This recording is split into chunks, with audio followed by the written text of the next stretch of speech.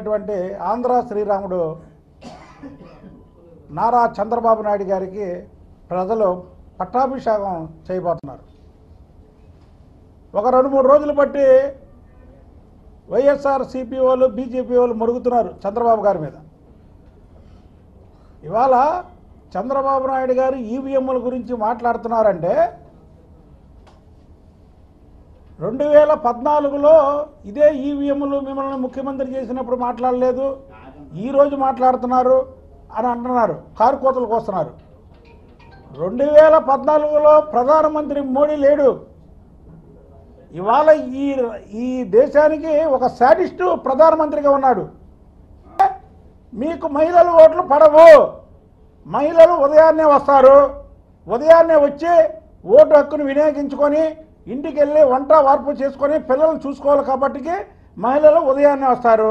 అది గ్రహించాడు. గ్రహించి ఉదయం నుంచి మధ్యాహ్నం వరకు ఈవీఎంలు పనిచేయకుండా చేసినటువంటి కుట్ర.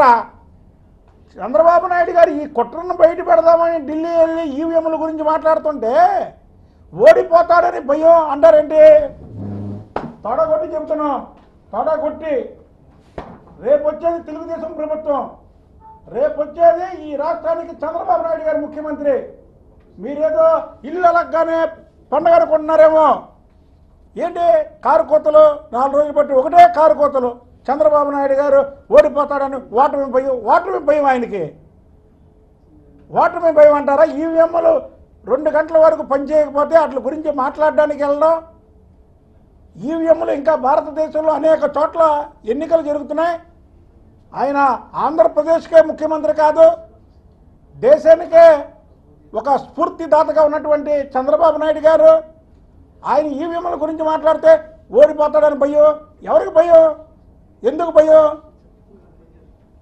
ఆయన ఎవరి డబ్బులను దోచుకుంటే భయపడాలా?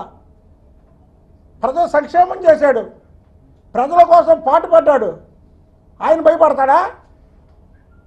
ఆయన భయపడతాడా దొంగలకి రౌడీలకి?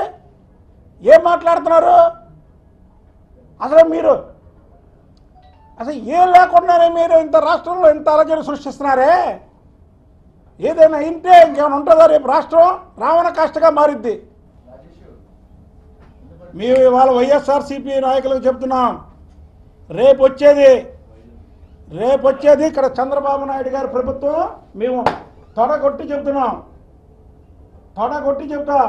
చంద్రబాబు నాయుడు గారి ప్రభుత్వం ఇవాళ శ్రీరాముడి కళ్యాణం 23న ఆంధ్ర శ్రీరాముడు అయినటువంటి చంద్రబాబు నాయుడు గారికి ఈ రాష్ట్ర ప్రజలు పట్టాభిషేకం చేస్తున్నారు. ఏంటనుకుంటున్నారు?